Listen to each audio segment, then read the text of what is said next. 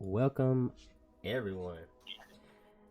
Back at it again, y'all. Back at it again. This time on Mhm. a Friday. You just wanted to get a special talk with our friends here. We got the Okami family. The Mhm. Blerd Life with My Wife squad. Mhm. I'm pretty sure everybody who here already know about us, but yeah, y'all tell us some more about yourselves. Just for the people who are unfamiliar. Yeah. Welcome to the show, ladies and gentlemen. My name is Mr. Okami here on the Twitch streets. I'm here with my beloved Mrs. Okami, aka what you call it? Neo Queen Yeah. Celine. Queen. We'll go with that. But to those who know me, my name is Marshall. I have a Twitch channel here. Uh, I'm in the chat. Holla at me. And tonight we're gonna have some fun with our boys from 3LittleBlerds. Yes, sir. Yes, sir. Yes, sir. Most definitely, man. And yeah, it's definitely kind of a joint effort. Something that me and Miss Okami been talking about pretty much since we met. I know. I was just mentioning, we get to talking about movies and shows so much on the sidebar and different chats and different discords. And I said, man, 2021, we got to go ahead and get something on the calendar and just have a good old talk, man. But yep, three little blurs here, doing more or less, the same thing we always do, just chopping it up about some stuff that we love. So just real quick, just a quick little icebreaker for everybody. What will you consider either some of your favorite movies or your favorite movie genres of all time? Don't want to limit it, just want to get a good feel for what everybody's feeling, and just kind of take the convo from there. Let's We can start with you, B. Okay. Well, for those of you who don't know, I am your boy Be Nice or Else, and we appreciate Blurred Life with our wife coming to rock with 3 LittleBlerds on this special edition of 3 LittleBlerds talk show. But my favorite genre of movie, I'm heavy on action.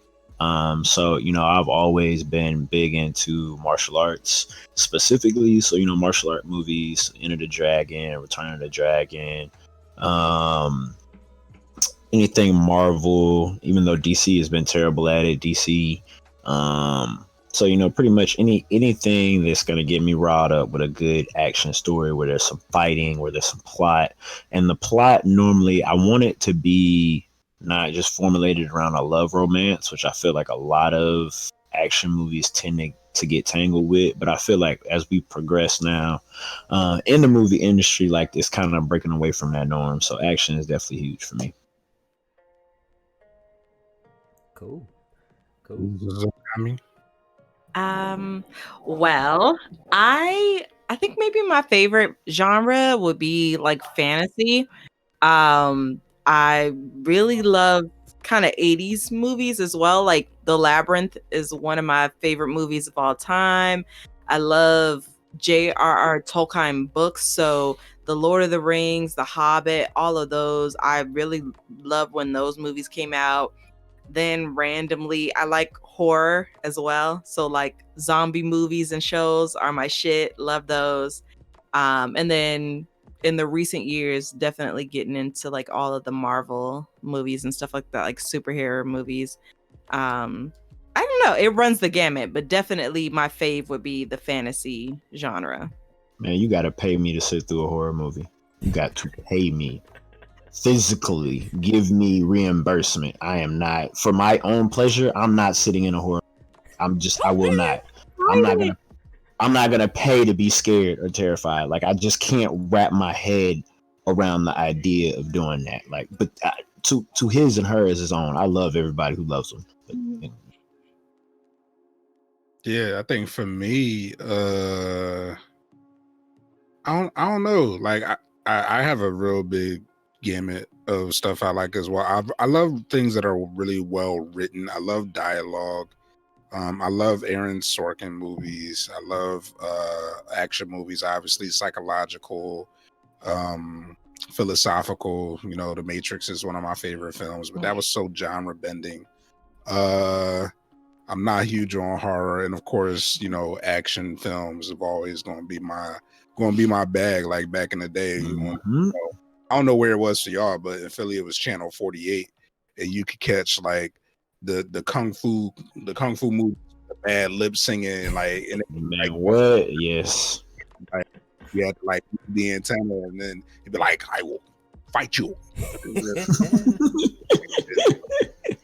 That's always been like one of my favorite genres, and more recently, films like I said, Aaron Sorkin and things well written like Quentin Tarantino films, Christopher Nolan films have really been high up there for me. So I'm all over the place. I don't like horror either though. Fuck that shit. Yeah, and I think me and Okami, like, some came at Okami about it in his stream, and I like stepped up to the forefront. I'm like, first of all, y'all gonna brother, because we in this together. We like what we like, and we don't like what we don't like, and that's it. Period. That's Outlast. They had me playing. I tried. Yeah. On the birthday screen. Either way, dog, it's on you. Yeah, man. I feel that though. In the horror, and it's definitely like and I feel like it's such a tropey genre. If we're being real, like every horror movie has the same basic layout, and it's like I don't even really consider a lot of horror movies good unless it has like a thriller aspect to it. Like the Jordan Peele movies are doing more than just horror, and that's kind of starting to be like one of my kind of favorites. The thriller, not necessarily the horror, but like the kind of make you think like, hey, wait, like what happened? And was I rooting for the bad guy the whole time? Like movies like that, I tend to anything that's got me thinking a little bit after the credits roll. I'm like, yo, I gotta run that back one more time. But yeah, definitely the action. Growing up, that was action comedy. That was it. And then if you can find a way, and like with these Marvel movies that pretty much everybody's mentioned, they have been doing an amazing job of putting action and comedy, like kind of like rolling it all in there, and it's just like it hits you on so many different levels. So I definitely feel that. And those directors that you mentioned, man, Chris Nolan, Tarantino, like we could be sitting here naming movies for hours. Hours, bro, for real.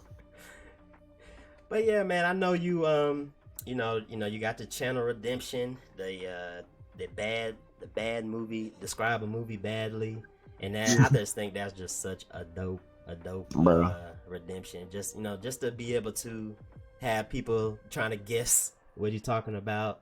It's always a treat, man. I don't think I've got one yet. I honestly don't. I'm pretty 100% sure I haven't. And like I'm listening, like typing in stuff, trying to Google stuff with him saying, I'm like, bro, I cannot figure out who he is talking about. It's definitely one of my favorite redemptions on the channel because it's funny, but it's frustrating. So one of my other movies is A Few Good Men, like top tier. Yeah, I love Tom Cruise. I know he's crazy as shit, but he's bad shit. He's a good actor. Phenomenal.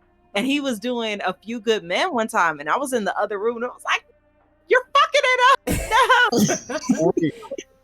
And I think that was one that nobody got. I think you had to tell us. So bad. And he's gotten progressively better as it's went along. Because I remember a lot of people used to get him in the beginning, and now I'm like, Okami just crushing people at this point. Like people ain't even in the same stratosphere. We had to raise the difficulty level. The difficulty spike is real, especially when there's certain people in the chat who I know like fuck with movies. I can't just single somebody out and be like, oh yeah, you can't guess or whatever. So I gotta try to make it more difficult. But it's definitely fun for the cinephile and all of us. For everybody that really loved the movie industry, loved going to the movies. Like me personally, like once I started like being able to afford big TVs, going to the movie wasn't as big for me unless it was IMAX. Yeah. I don't remember the last movie I've seen in theaters that wasn't IMAX. because otherwise Just I'll watch it at home.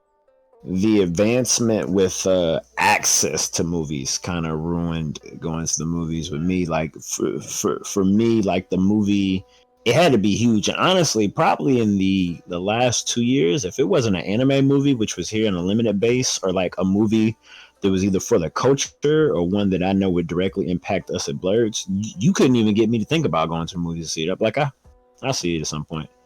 And just knowing that I'd have access to it at some point just really kind of flipped me on that. And also too, like the movie experience since we've been younger has gotten more expensive.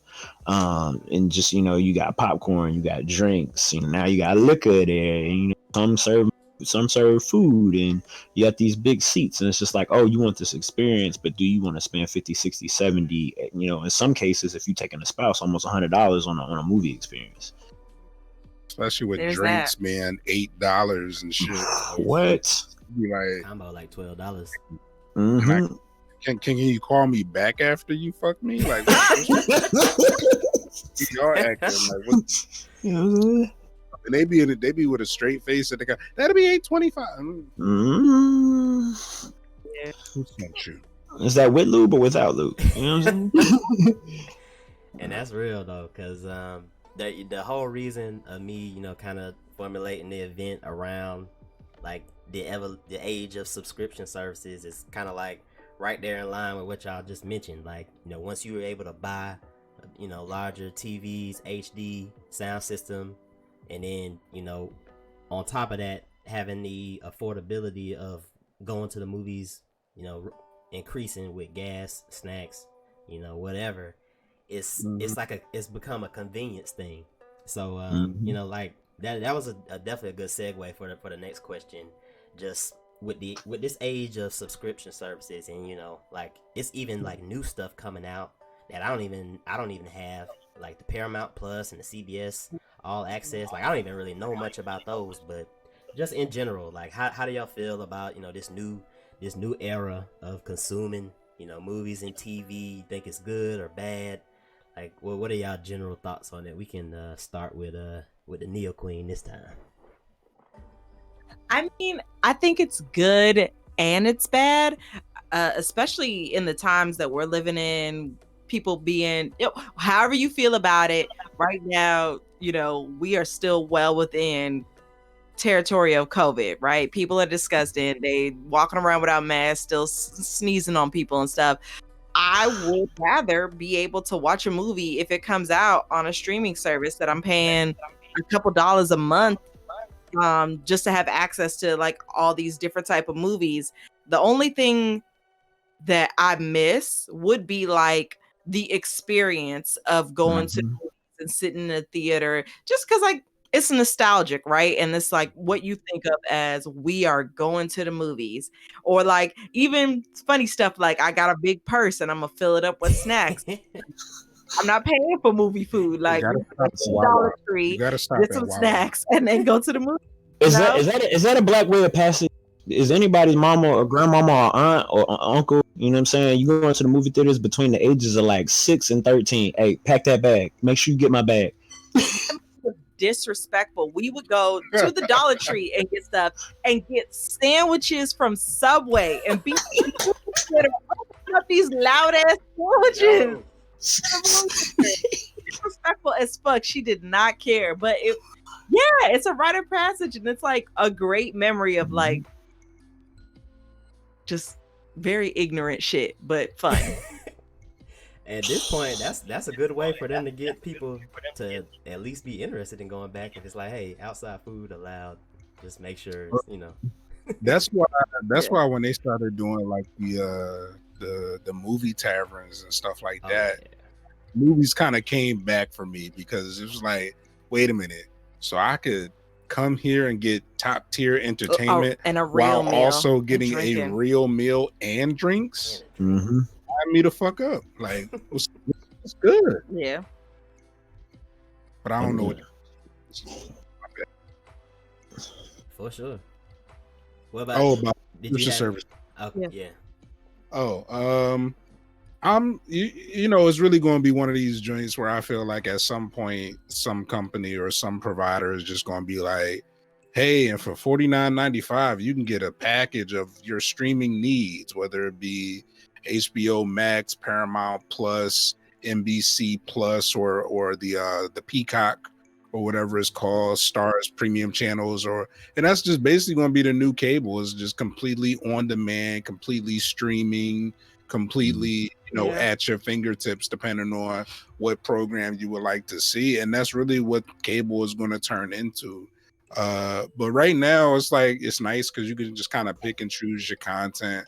Most of these joints have like a free trial, and that's where the pressure is coming on these companies to continuously present content to keep people past that free trial. But I don't mind them. I mean, I think we subscribe to most of them. Most of the stuff we watch it airs on Tuesday, and like I exclusively watch Prodigal Son on Hulu.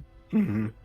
So yeah, like if it didn't come on regular TV, we wouldn't miss it. But at some point during the week, we're gonna sit down and watch. Yeah. The replay, I guess. Yeah. Whenever we feel like it. So yeah. With that, like Okami's, what would y'all say? Let's say non-pandemic world right now, you guys having access, then having those experiences to the movies. What would you think that you two would choose now versus maybe back then? Do you think that y'all would only limit yourself because y'all have a phenomenal setup? I couldn't see myself honestly, other than going to the bed and to the kitchen and to the basement to work out. I'm not seeing myself leaving Okami's room.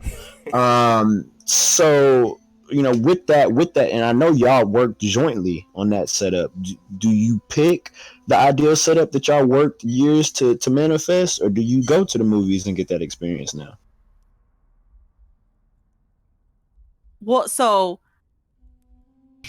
I'm very changeable. Is a gift and a curse, so. I'm very changeable. So there's some things where I'm like, yes, I'm setting my ways I like, and then the next week I'm like, okay, I want to try something else. And I like watching movies and shows because of course we have a big TV in our bedroom.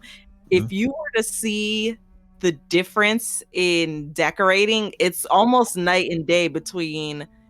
I guess the bedroom is more of like my sanctuary where I like to hang out because all my plants are there and stuff like that. It's more of like kind of even a bohemian vibe, whereas this is very technical. It has like his over on this side. I don't know if you guys have seen it, but he has basically his armory of his Nerf guns and stuff like that. So, can we get a channel redemption for the armory? I want to see armory. There is literally, for those watching, a channel redemption for a multi-room or a multi-cam room tour on my channel. Yes. Come true. Yeah, I couldn't choose. I like to have variety, so it's fun to watch things in here. I think almost exclusively when we were watching Lovecraft Country, we watched it in here. So for me, like having different options is good, where if things open up and like I'm not afraid of somebody being disgusting and give me the plague, like I would definitely want to go back to the movies. So. Yeah, I agree. I mean, just sometimes it's nice to get out and like whether we want to do a date night or catch a matinee to your point or something like that. And it's nice, particularly with Movie Tavern, because it's like the drinks are good, the food is good, the seats are like bigger, you know what I mean? You don't gotta like hit your knee trying to sit down or whatever. So I think for me, that's what movie going experience has turned into. I couldn't really see myself outside of IMAX going to a regular movie theater. Yeah.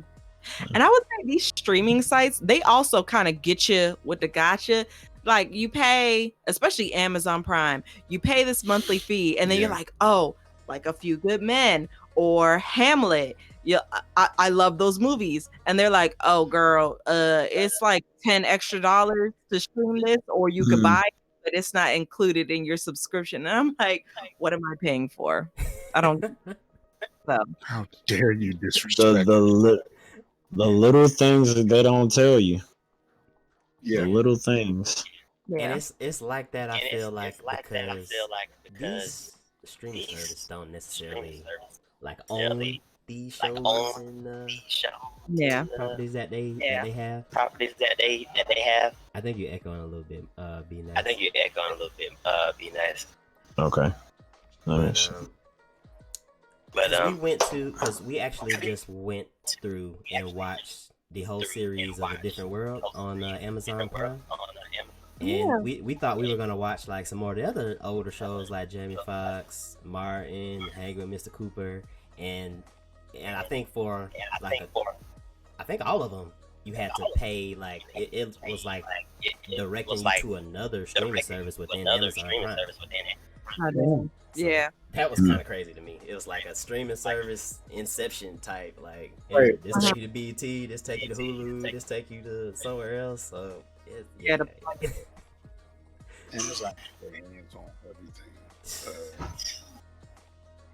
So did y'all see the Coming to America? We did not. No. We haven't seen it. I was hoping y'all saw it.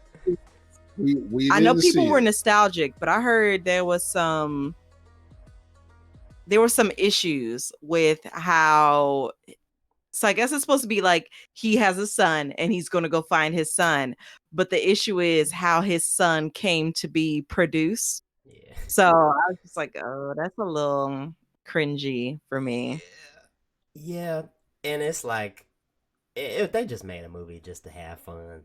I don't even think it was about the money. I honestly feel like it was more so, just making a movie with a message, giving some new actors a chance to step out on the scene. Because one thing I didn't even realize until after the fact, I think Eddie Murphy's daughter played one of the characters, his actual real life daughter.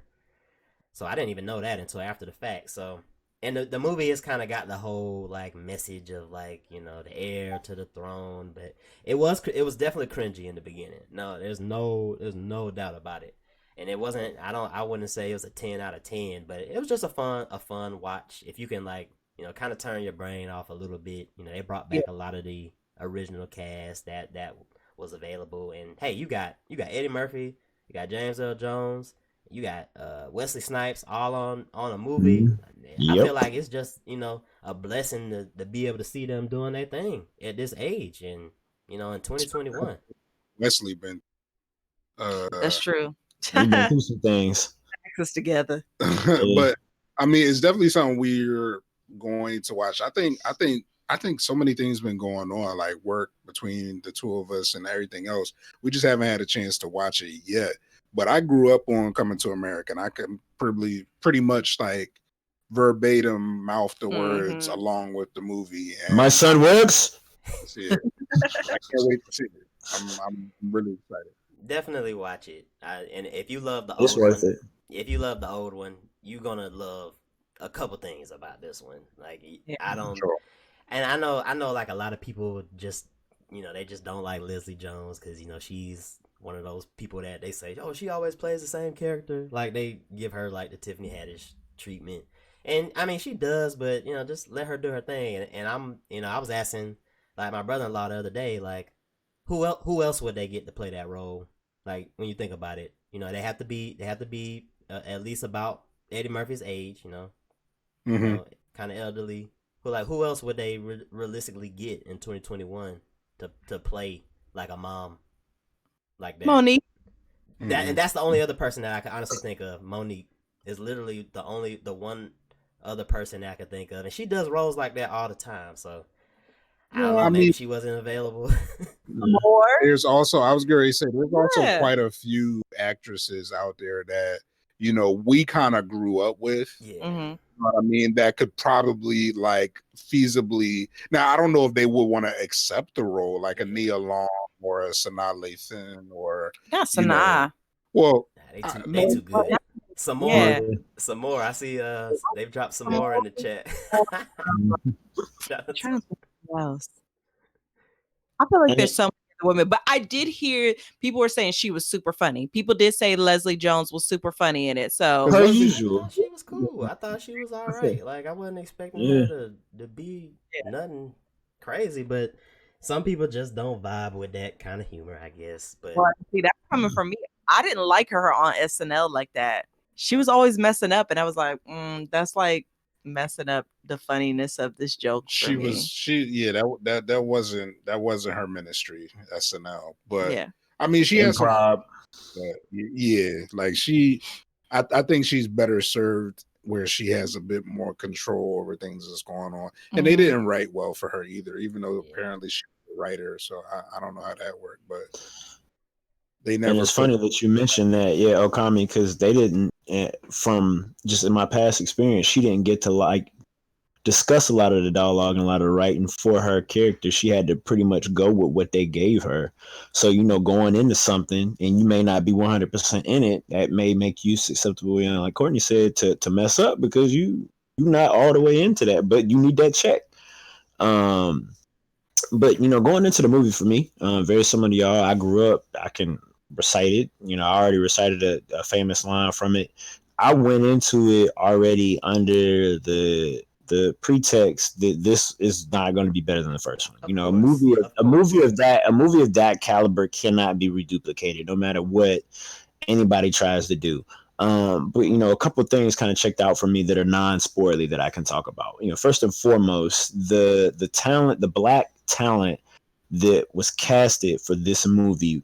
First and foremost, y'all know, not a normal movie wouldn't have been able to afford that. So they all pretty much did this for the culture. There were way too many heavy hitters that could have easily, in a normal movie, wiped out a single movie budget because of the price that they call for. So seeing all of them come together. Also, if I remember correctly, they filmed this Medea studio on Tyler Perry Studios in Atlanta, Georgia. Right? Can we take a minute to just celebrate that we actually have a studio of our own, owned by our own, that used to be Confederate land? And I have a friend who acts and does movies in Atlanta, and she actually was casted for an extra. She said to be on that set and to be around so many like prominent black people, and for nobody to be getting out of hand, for nobody to be extra, and everybody was just about like the movie and like seeing them kind of reminisce and talk about stuff and catch up. Like, it was so good to see like that amount of black excellence in one area and it not implode. Like, it literally was about making something special.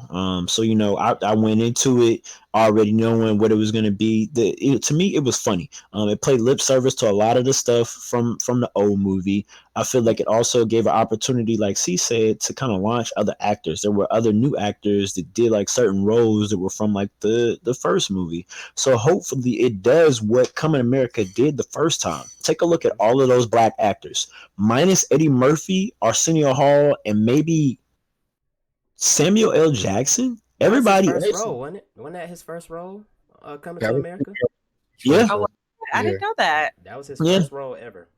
You know what I'm saying? Minus those people, everybody else was pretty much of a novice as far as the acting world. But think about what that movie did for launching their careers in the different various areas that they would go in. So I'm happy because I get to look up these new actors who are part of this second movie and see where their trajectory is going to take them at, and hopefully this does what it did to them, like a Cuba Gooding Jr. sitting in that barbershop seat. You know what I'm saying? Getting that haircut. And then we all know what Cuba would go on to do from there. Like, I think let's be fair. That was a glorified cameo for Cuba. He literally sat there with like, thanks for your time. You know what I'm saying? Appreciate that check. You know what I'm saying? But I definitely think that y'all should watch it when y'all get time. It's not something, and I haven't been pressed about telling people to watch it too. I definitely think it's a movie you can get time to when you get it time. But it's definitely worth people's time, especially us, in our culture. And I feel like if you look at it kind of from the way that I looked at it and C looked at it, where you're not grading it on your typical movie scale, where all right, this needs to have a plot, this needs to have a meaning, then it'll be fine for what it's worth. Absolutely. I'm so glad you said that, because the movie is in my mind, the movie is a dub for the culture, because like B Nice said, I read an article earlier today what it was I think it was Jimmy Kimmel talking to Arsenio. I think Yeah. the studio told them they had to hire a white person to be in the movie. And if you look at the movie, it's like it is black Just him. AF. Like Yep. Yep. and Studio. it's Louis so Armstrong, good. bro. Like it's In beautiful. order for y'all to make this film, y'all got a choice of one of these three white guys that Mhm. need. I read the same article and they end up going with Louis just because they was Yep. cool with. Yep. Yeah, man, it's crazy. Like when you watch the movie, like the beginning of the movie, they kind of like do the same little thing. Like it's not really a spoiler, but they kind of have like the little ceremonial thing, and it's just Okay. like you see all the people that they got in this movie, and like me and my wife the whole time we was like, so they just call up anybody and say, you free, you want to be in the You free? movie? Come You pull gonna be up, in the movie? pull up. Pull up. They like, Eddie oh, Murphy. snap. Like, We yeah, ain't giving y'all no extra money, but pull up. You know. so I'll pay you to do it. Like, here Oh, go God. $5. Like, And that's what I'm saying. Like, I was like, no way they could afford all these people. Somebody ain't get paid, or somebody took $5 for a cameo. Cause boy, when you like, I want y'all to see it. I don't want to spoil like some people is in it. That's like, oh, you be like, oh snap, they got him. Oh, but we got to forward them because y'all about to y'all excited. Y'all about to let us know. yeah, man, it was just fun. Like, I didn't think it was gonna be like, like B Nice said, if you go into it like, oh, this movie has to be equally as funny as the first one, it has to be the funniest movie, then you of course are gonna be like disappointed. But yeah, just have an open mind, and if you love the first one, that's all I can say. You definitely gonna love this one. But yeah, I was hoping y'all saw that so we could talk about it a little bit more in depth. But that's We can definitely revisit it. Definitely Definitely. revisit it. Uh, So one thing I did want to ask y'all, in your mind, I know you kind of touched on it a little bit, Miss Okami. What makes a movie, a show, whatever? What makes it good? Like when you watch it and you see a few things and you're like, oh, I got to tell people about this. Like, oh, this is some good stuff. Like, what is that thing that clicks for you? I know you kind of touched on it a little bit, so we can start with you, Mr. Okami. well, yeah, I mean, obviously, what I talked about earlier is the writing, the dialogue, the intelligence in there, characters that are that are engaging when it comes to that. Clever and well spoken. But also, I mean, I could go on the other side of it. Spectacle is a huge thing. I went and saw Avatar in theaters like 5 times. Like Nice. I went Well worth it, by the way. like blatant mandates. Like I remember taking one of my mentees at the time, Des, and we went up to we was in school, we went up to the Towson movie theater, and I think I seen it twice with him.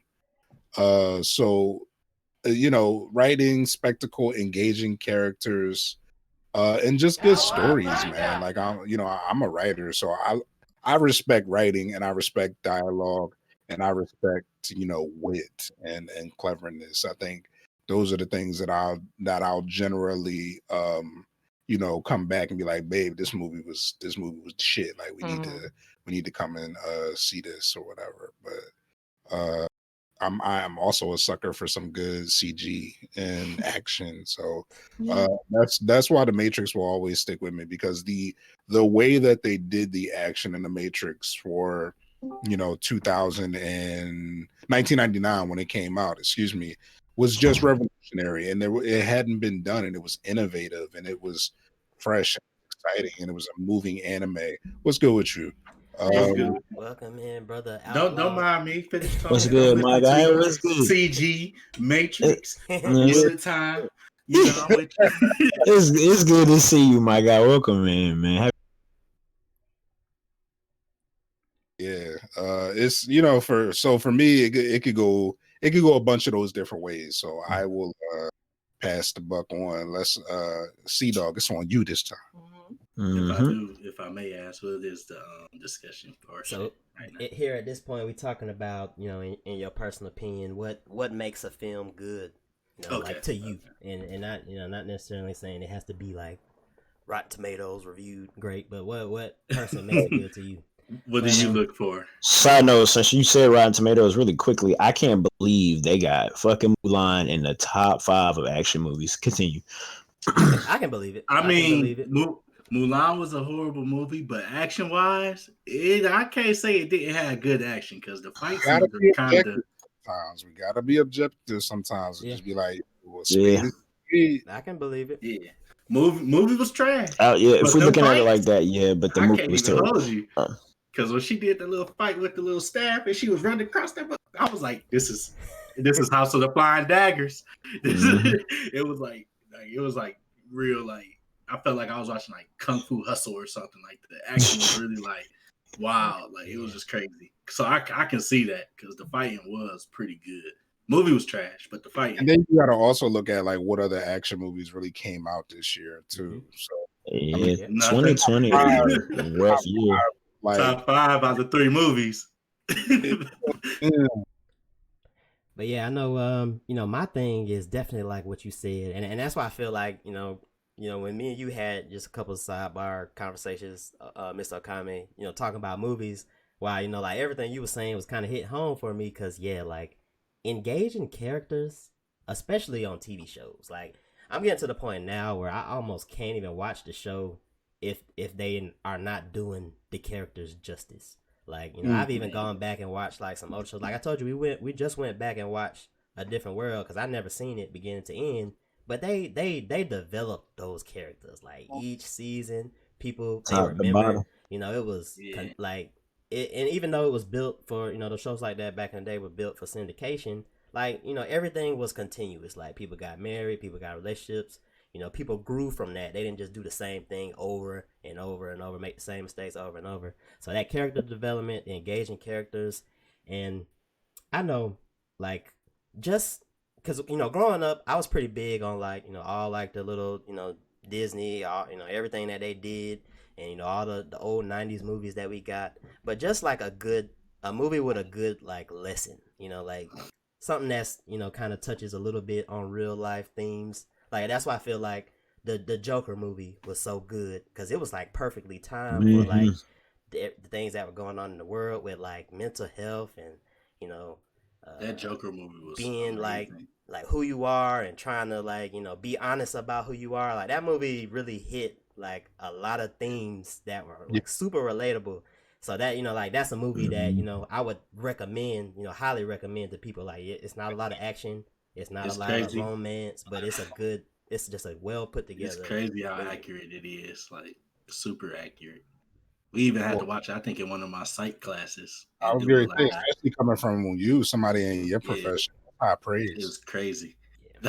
Like you could really do a research paper on just that movie, and not even like the whole movie. You could do it off like the first 20 minutes alone.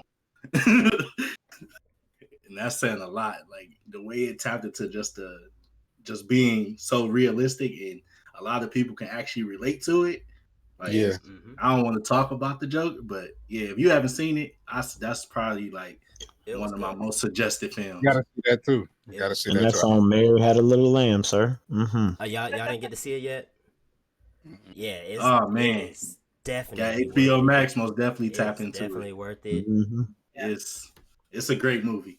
It ain't gonna be like no regular DC or like superhero action. It was like a true origin. Like if you know about the Joker and like how he was like the comedian portion of his like origin story, and like him going into the cycle of madness, it's good. It's good. You remember how we weren't suggesting y'all to watch movies quickly? That's a movie I would suggest you to watch quickly. Yeah, I just feel like over the last 5 years, it's just been one of the movies that like kind of stood out. That's like memorable, and that's kind of how I landed on that a movie that like makes you think about. I feel like that movie alone made the Joker a relatable character and made him more popular. Like there's people that don't even like Batman, but they seen that they was like, "Dang, the Joker! Dang, okay, yeah, that's lit." Oh yeah, see, Batman my favorite hero. So speaking directly to me, because I don't rock with Batman, but I definitely was co-signing that Joker. I mean, that spoke to me in volumes. Batman lit. Batman used to speak to me as a kid. We're not talking about him today, but So how about you though, Outlaw? What makes a movie good? In A your movie opinion. for me, the first things first is the story. Like I have to, if you the way you start your movie is going to set the tone. So like I know a lot of movies like you run to movies that run slow or start slow and stuff like that, but I don't even mind that. As long as you're giving me some type of context to what's about to happen, I'm good. Like I'll watch because I watch Vikings. That's on the History Channel. Vikings was probably the Fire slowest starting show I've ever ever. seen, but it started with a war, and from that moment forward, I Mhm. was like, all right, we got Vikings. He got to be the main character because he just came onto this battlefield by himself, fighting 100 people and won with just just to save his brother. So Wow. yeah, you got me. Like, and Mm. then if anybody know, I love Norse mythology and Vikings and everything. So just the fact that it's about Ragnar Lothbrok is just it was a good story to have. But as long as the story can catch me at the beginning, that's what I look for mostly. But then I also love like more relatable characters or some type of character development because you'll go through a story and the character won't learn a lesson, won't won't be as interactive with the story as you would think. So character development is another one, and then also just the entertainment value because a movie can have like a great storyline or anything, but if it can't hold my attention or doesn't entertain me to a certain extent, I'm I'm good. I'm I feel good. that. I'm perfectly Yep. fine. Like Taken, it didn't hold my attention. Like it was the story was cool. I like the concept. Getting later into it, like the action and stuff was cool, but it was like it's something I've seen a million times. Like it has entertainment, but it wasn't something that was gonna like be It's a like, revenge story. It's a revenge story, and it's yeah. Yeah. And there are it's different. about taking, Yeah. but also it was really well done. That's why I said like it could be is because Taken was a good movie. I seen it and I loved it, but at the same time, it was just like me. I'll watch movies over and over and over and over again. Like I'll watch a movie 100 times and act like I just seen it. Like that's just how I grew up. Me and my dad used to watch movies. That was what I did, and Yeah. I'll do that now. But Taken, like I'll watch it again, but it's like I'll watch it. It was entertaining for a minute, but I'm cool. It ain't gonna hurt me if it just disappeared. That's real though. That's real. That's but real. but it wasn't like I said, it wasn't a bad movie. So I don't want nobody to think I thought it was bad because it was good. It just after I see so many movies, yeah, it's gonna take a lot to really be like, all right, Kenny, you zoned in. Like Interstellar, hands down one of my favorite movies. Like from the CGI, the story, and Christopher Nolan, one of my favorite directors. So it was just like you really a win. Like But I I knew think somebody just was gonna bring it up. I knew somebody was yeah, gonna bring that movie up in this conversation, bro. But what Interstellar? yes. That, mm, that movie was fire, man. The story like is my thing. I ain't gonna say it was like the greatest movie ever, but when you're playing with the storyline of like time travel or some type of time continuum, you can mess it up. It's very easy to mess it up, and it's harder to even make it make sense. To Yeah. like if you actually watch Interstellar, like when you get to the end and all the like the climax of everything, they kind of pull everything together so it can make sense. Mm-hmm. So that's why I appreciate Interstellar because anybody could have made that movie, could have wrote it the same way, but it's all about how you present it and how you tell, and how you explain everything and how you tell the story through the climax. Because once you get to the climax, a lot of answers should be answered for your story. That's another thing I look for. Um, if you get to a certain point in your story and you didn't give me any answers, it's like, What was the okay, point? when am I gonna learn this, or was this just something with a plot hole, or was this just a plot device just for that moment? And a lot of people don't define their stories in that way. So you'll be playing with the plot device that you're thinking that you're going to get an answer to, but it was probably something for just that moment. And it's like, okay, what did you tell me this for? And like, why am I learning this, or what are they trying to get out of telling me this? If it don't come back up in like the height of the movie, it's like, Yeah. okay. I Yeah. feel that. That payoff is important. Like I'm going to stay away from Interstellar because I could really talk about Interstellar for another like 2.5 hours. Man, let me I'm tell about you. to say we all. I Talking, think we all. talking about Interstellar is like talking about Inception. So, Inception. That's going to lead. it's a rabbit hole. Yeah. We'll be in Wonderland somewhere. So what y'all saying is it's about to be a repeated series. Got it. Cool. Hey, we might have I to. mean, shoot, I'm Let's, down to just talk about Interstellar next time. So let's get you, Neil Queen, on your opinion on what makes a movie or show like really hit home for you. I would agree with kind of everybody, and culminating in the biggest thing for me is cinematography. So really just like visually how it looks. So a Christopher Nolan, like, I mean, no matter how you really feel about the stories, although they're usually excellent as well, like just visually stunning movies. Man, his I vision. I tend to really like things that are lit a little bit more like dark and moody and like kind of almost in a romantic way. So stuff like that. Not to say that that's important that it should always look like that, but I think the way that it's lit like that, and then how some colors like blues and blacks and things like that are a little bit more rich and a little bit more almost even romantic in a way, I think is really nice because it helps to set the tone. Of course, music. So what's the score like? Like that's really important because that's also going to put you in the position of, okay, is my heart pounding? Like, oh, this is a serious situation. Should I be scared? Like, is something about to happen? So stuff like that.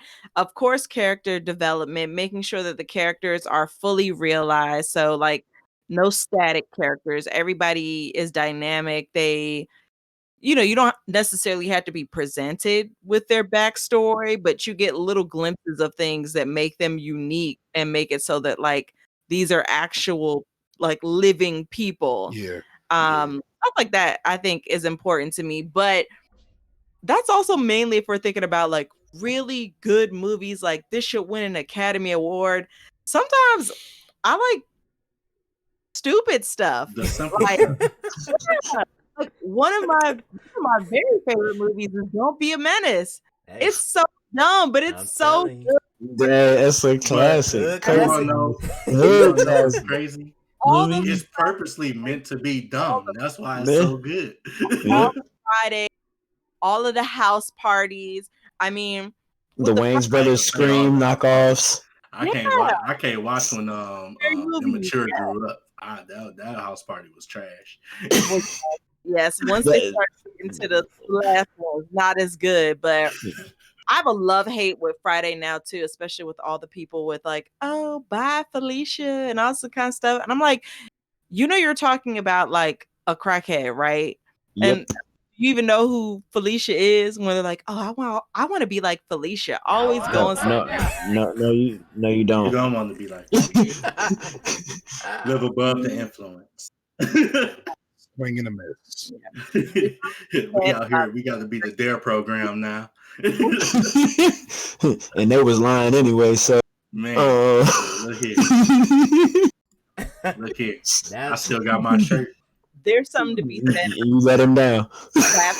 And there's something to be said about just like something that makes you think and has a purpose and like is leading you somewhere. Like there's a need for both. Balance is good. Yeah. That's why Will Ferrell has a career. It's just like and a phenomenal one at that. Man, Talladega Nights. That movie, last. Talladega Nights, boy.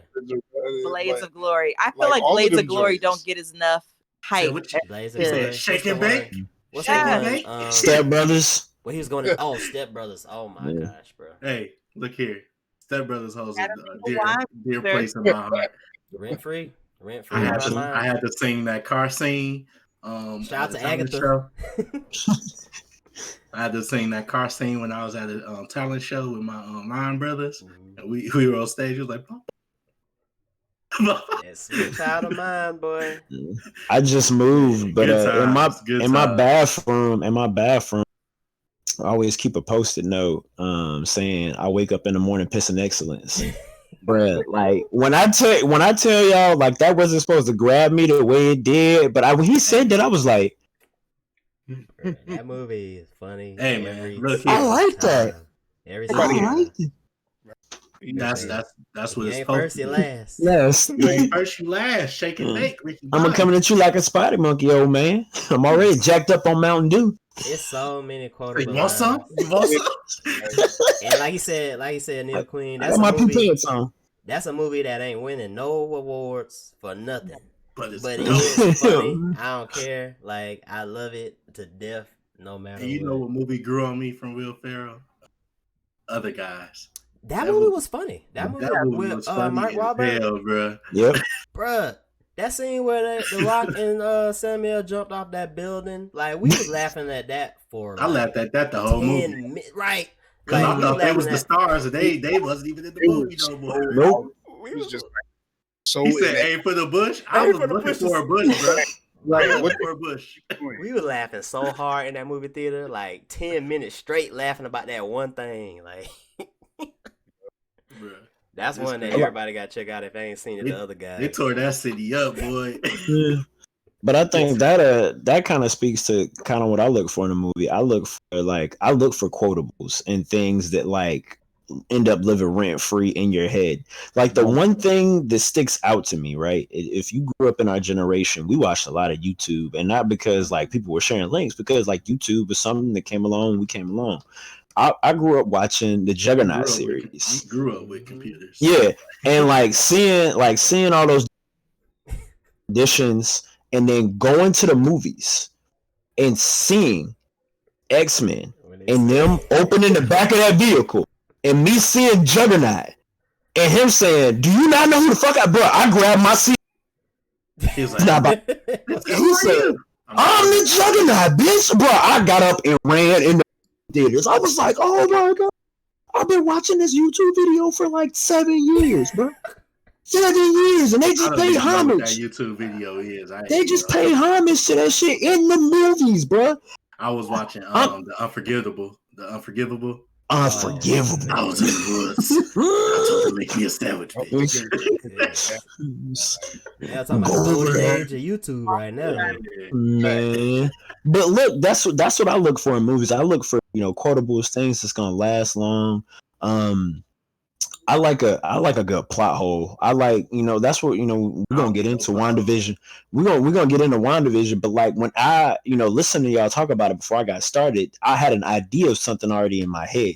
From episode 1, that shit's gone. Like it's just like this is not what I thought it was gonna be. So I love a good plot twist, a good plot hole. I also like I don't need no plot holes unless it's gonna be a continuous series. Don't give me nothing. I ain't got no answers. I mean, I can feel sometimes that. plot holes are. Sometimes. It's like sometimes, especially when you start talking about like time travel, when it's not written as well as it could be. It's inevitable because certain themes or ideas are paradoxical within themselves. So to sit here and create a story around it that's like feasible after thinking about it over and over and over, the way that some of us digest these films is it's going to take you but so far.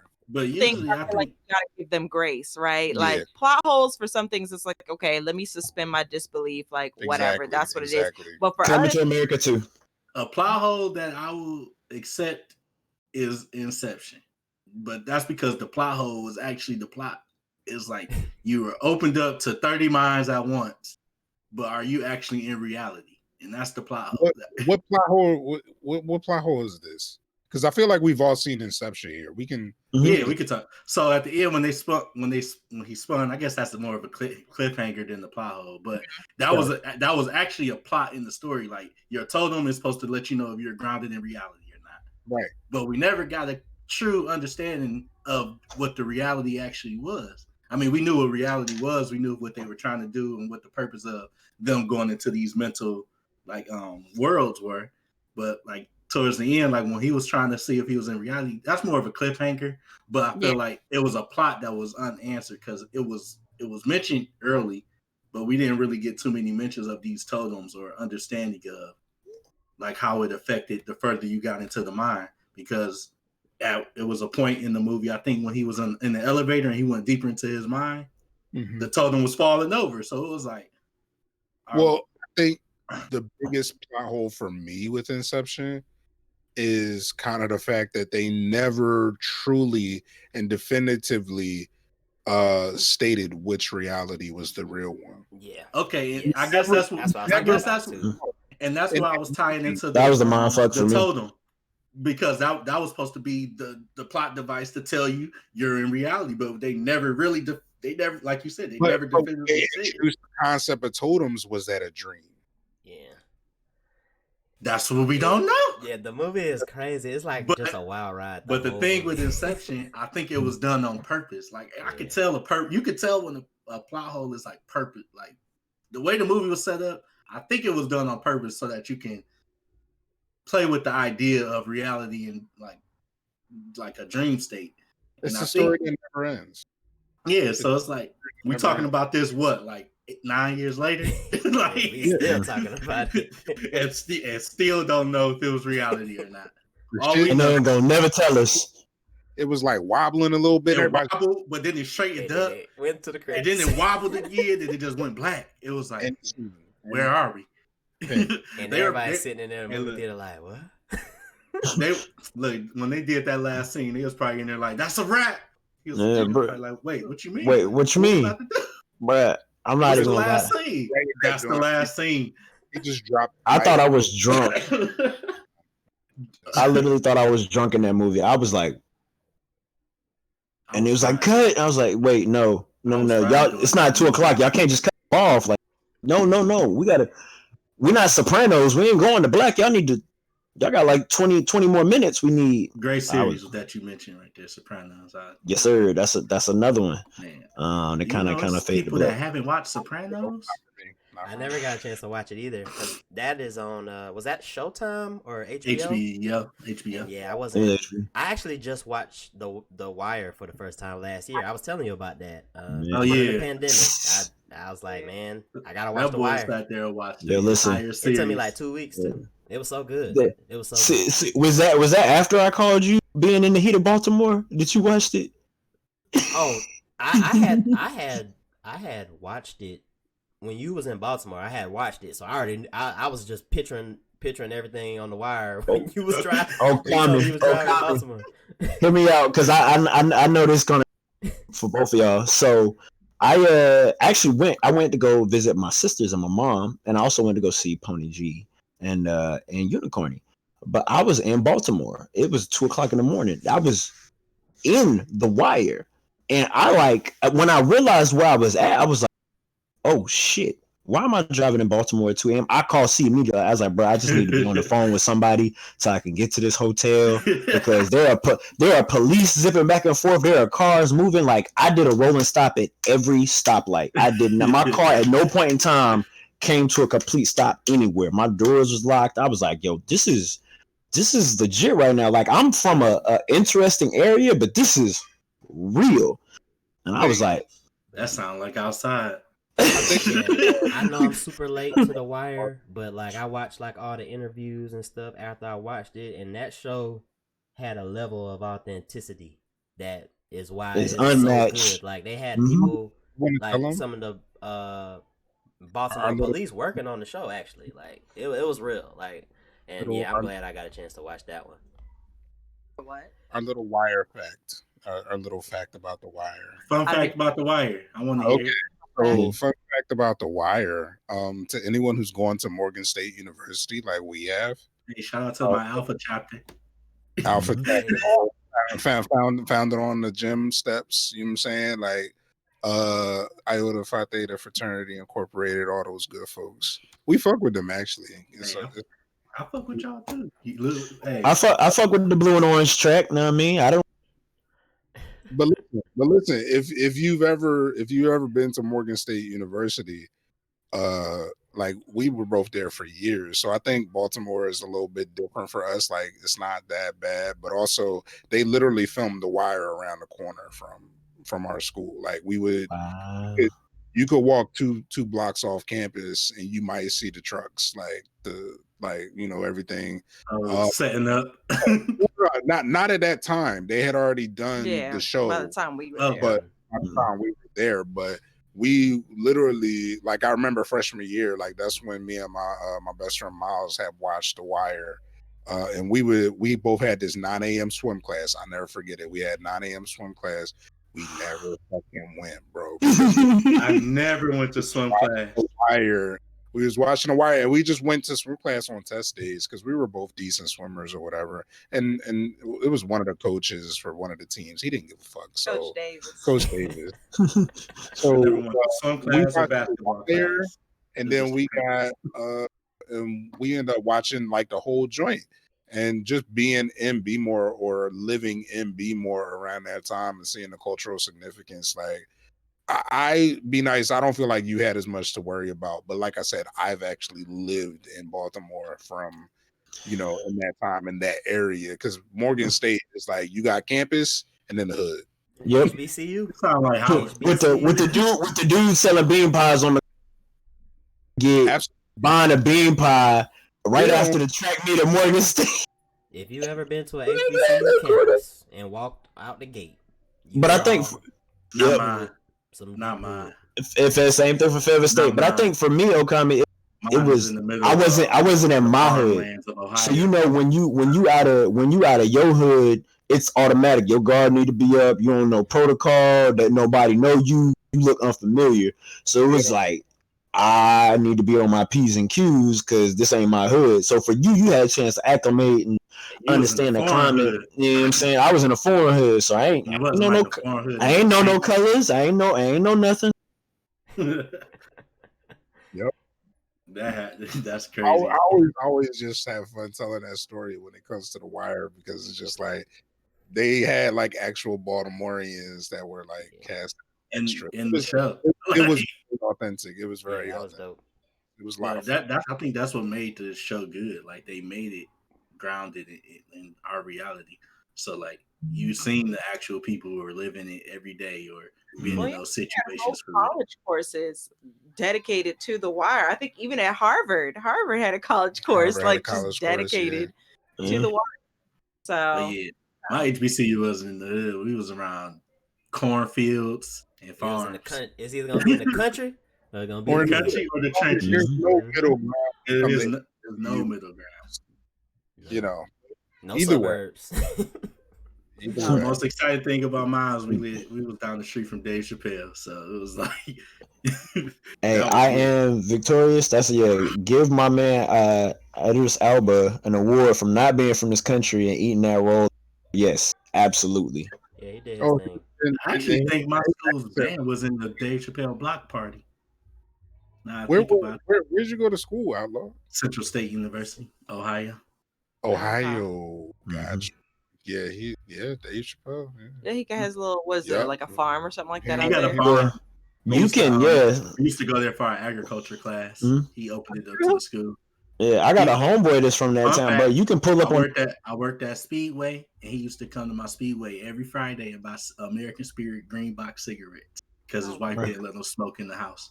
Mm-hmm. I've also heard that story, but I got a homeboy that's from the hometown. He said it's nothing to see Dave Chappelle at a grocery store, driving his kids around, smoking a cigarette, smoking a J because his wife ain't letting him smoke in the house.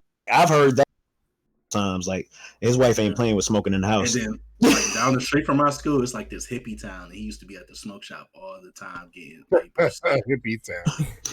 It's really a hippie. Like they have a whole. It really is a Woodstock, but it's like a fall festival that's like Woodstock, and they just it's a hippie town. That's true. Well, I got a question for y'all. For y'all. All right. Most underrated movie. In your opinions, underrated movie. Underrated. I've seen so many movies. Goodness. I know, Outlaw, you're gonna be thinking for a little bit.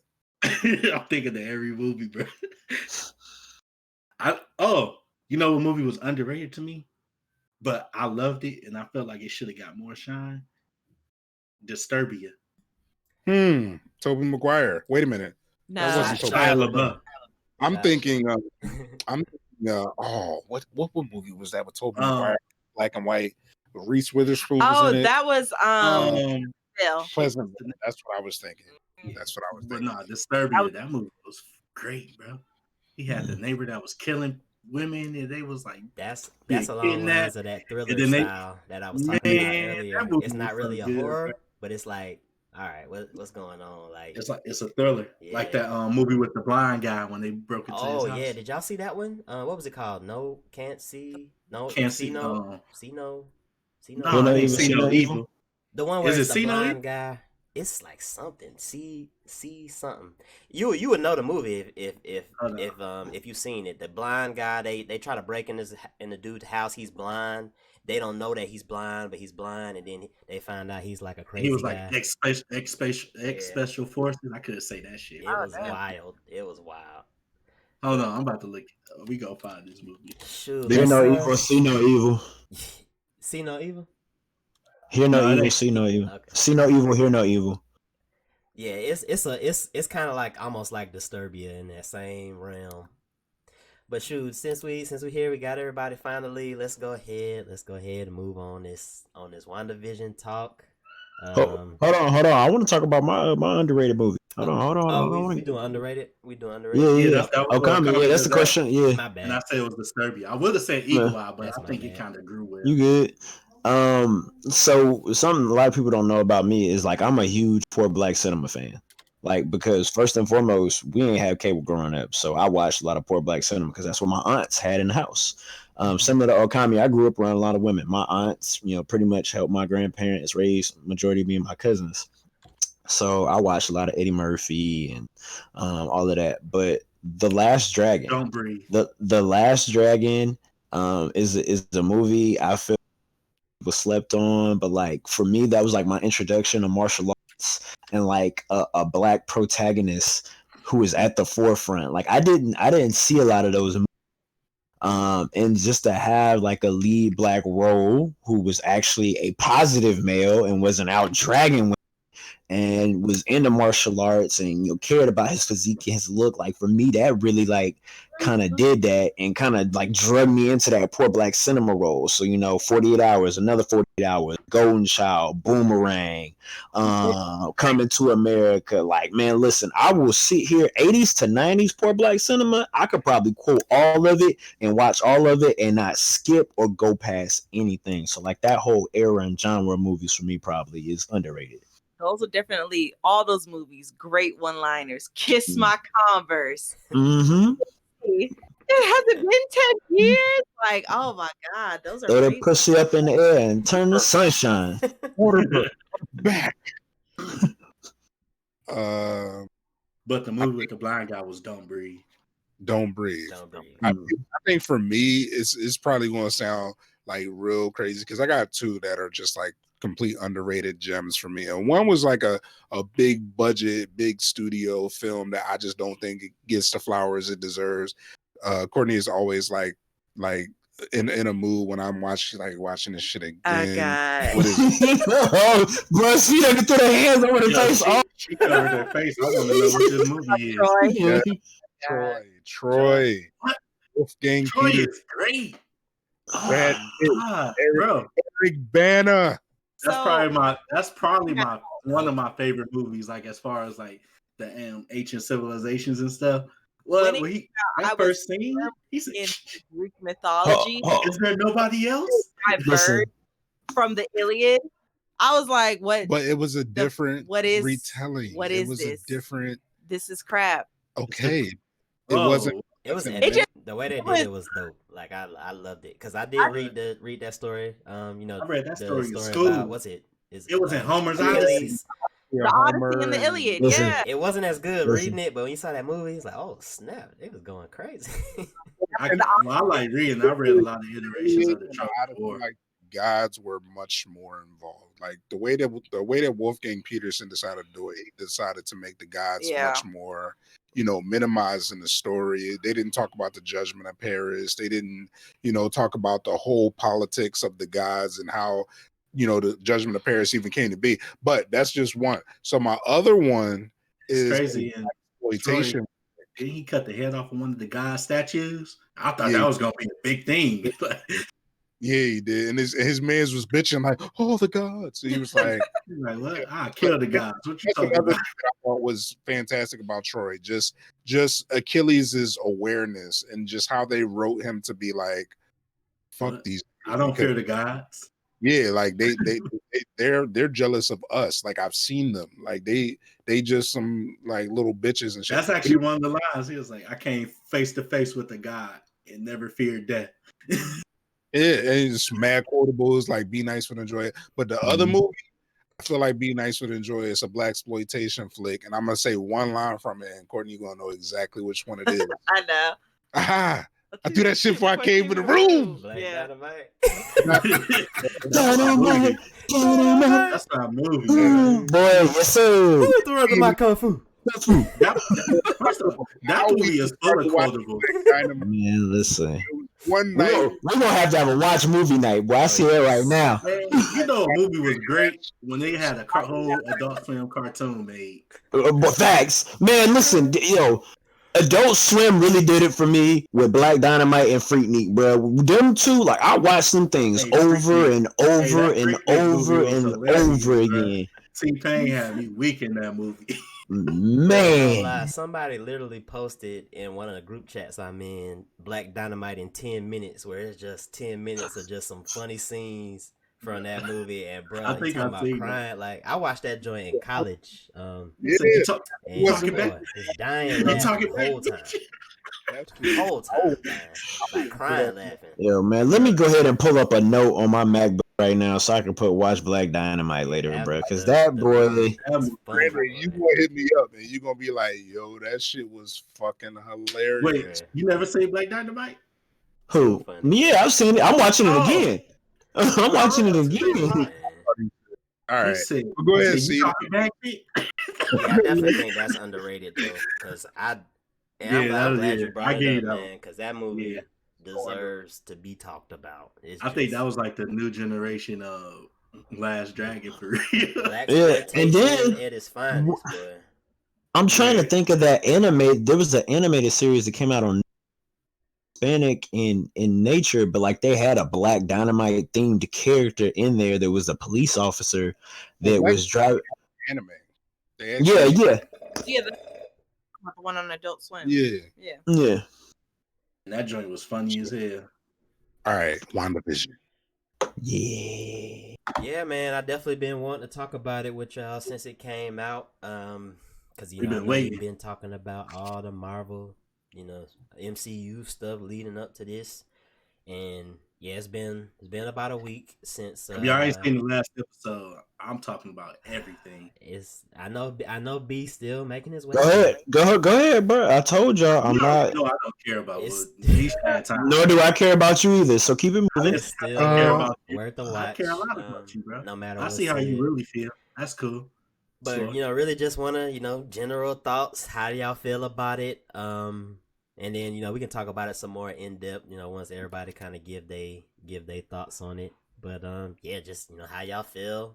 Overall, did it land? Did it miss? Where y'all think we can start?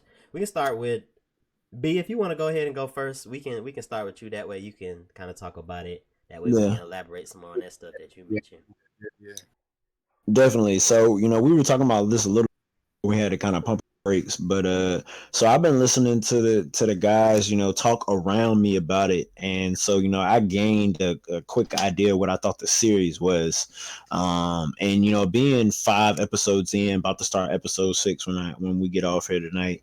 From episode 1, it's completely erased what I thought the show was about. I love that it's been taking pieces of old TV shows and making spins on them. I love that Wanda is kind of trying to create this perfect world where she controls everything, but just like when we try to create perfect worlds in our own lives, things fall apart in certain areas and you can't keep all the pieces together. I also apparently walked into one of the biggest portions of the series where she steps outside of the realm and the FBI agents are there and like everybody is legitimately like scared of her, which I mean we all know why. Like she's about that life, and obviously I'm gonna find out a little bit more about all the power and different things like she truly holds. But it's just I love the non-traditional spin that they're doing on it. I also like the character development for both her and Vision throughout the episode. I really feel like in the movies, and I feel like Marvel Disney's relationship is really helping out the Marvel Cinematic Series in a sense that we're getting these TV shows to really explore some of the like non-celebrated superheroes. I really, with my lack of information about some of the non-traditional heroes like a Vision, like a Wanda, Black Lightning, and Static, all these other characters, like it's really helping me to watch these and see the character development as it goes along. So when I go and watch a movie, I can go back and look and be like, oh, this is how they got to this point, and this is why they depict them in this movie this way. So I'm enjoying that. I also think the acting is really good. The actors who aren't the superheroes, I really feel like they're doing a great job of being a supporting role in the series. As I've gotten older, I've really tried to, like Okami was saying, I've tried to pay attention to the writing. I've tried to pay attention to like the meaning and the tone behind stuff now versus just watching something for action or watching it simply to see how something plays out. So I'm really enjoying it so far. But yeah, man, let me go ahead and turn it over to y'all so y'all can. Yeah, that's good. That's good. Good take. Good feedback on like the part that you seen, because boy, when that episode 5 hit and she stepped out of that joint, I was like, bruh, like They done woke up I the even beast. before the series believed that she was Yeah. top 3 strongest, and it's super confirmed after the completion of it. But what about you, Neo Queen? How you Also, feel about it? really quickly before she gets started, they did say at the end of that episode something that like blew my mind. Is like, yeah, she could have ran Thanos. I was like, she did. She did. She disappeared. She worked that. They said that in the movie. They was like, well, we got Wanda, Miss Marvel, and Doctor Strange. Thor and Hawk got worked. So it was like, worked. I don't know what we about to. I don't know who we got left. How about you, Neo Queen? How you feeling about it? I mean, I thoroughly enjoyed it. I will say we were a little bit apprehensive of where it was going to go in the beginning, because it was like, okay, what's happening here? But then it was like little stuff at the end or like dispersed throughout the episodes. We were like, okay, something insidious is going on underneath here. And it's like, who's doing this? Like, is it an outside force, or like is somebody else who we're seeing right now? Like they're the ones, pulling the strings. I think it deserves all the accolades that it's getting, and I think right now it's supposed to be like the most streamed show like of all time. Like I really thoroughly enjoyed it, and especially someone who I guess you could call is more so love a casual like Marvel fan. It really pulled me in. I really liked it, and it definitely made me want to learn more, which I think is good for the whole franchise in itself, where you're pulling in people who are just like, okay, I like some comic book movies and shows and stuff like that. Like it's, just for the entertainment factor, but like getting more into it and becoming like really full-fledged, like committed fans that are going to follow along. It also made me really want to see the things that we know are going to be like the spin-offs. So, watching the movies or the show that's going to have was it Monica Rambeau and anything else, trying to prepare us for the new Doctor Strange movie and stuff like that. So, I think it was very effective in the goal of, we about to get y'all money. Like we got it was good. It was great. I feel that. They always after our money. Boy. That's what all they be waiting. They be in our board office like, if it's worth it, you can have the dollars, but let it be worth it. Absolutely. What about you, Mr. Okami? I know you got a lot to say about it. Well, I mean, first off, everything that Neo Queen and Celine said. First off, I mean, because I was the side of us in the beginning that was just like, what the fuck is going on here? Like, what are y'all? Y'all are spoon feeding us, and we need like, introduce us to the world. Like the way that they decided to start it off put me, and I was invested because it's a Marvel property, and I really wanted to see what these writers and these talented people could do with an extended amount of time to world build or set the tone or something. And at first I'm not a patient person when it comes to these things. But then looking back at it, I would definitely say Wanda is definitely like Omega level, but we kind of knew that based off of her comic book counterpart. I mean, and then, they introduced things like chaos magic and all of these pretenses that are going to be explored, I think, even further in Doctor Strange and the Multiverse of Madness. I think it was the perfect run up to Doctor Strange and the Multiverse of Madness. And I think it coming out before Falcon and Winter Soldier is going to have significance, even though that wasn't wholly the plan. But also just the implications on the universe as a whole. Agatha Harkness is still alive. She wasn't killed, so she could always come back. Where the fuck was Doctor Strange when all this shit was going on? Is Wanda a villain? You know what I mean? Like she's essentially at the end of the show. I mean, she has a sympathizer in Monica Rambeau, but she's essentially a villain. Yeah, all them people were fucked. Yeah, like the sword leader wasn't necessarily wrong, but it was the way that he chose to go about doing things. And and now we have Vision back in the MCU. Where the fuck did he go? How did he get out the Hex? Did he just fly out that bit? Questions that need answers right now. And was like, all right, cool. So he's now gone. Billy and Tommy are full-fledged. I mean, they're Speed and Wiccan, so it's like they're going to come back. Like at the end credit scene, like she's sitting there hearing them screaming, going through the book, and it's really interesting. Where's Mephisto? Where's Dormammu?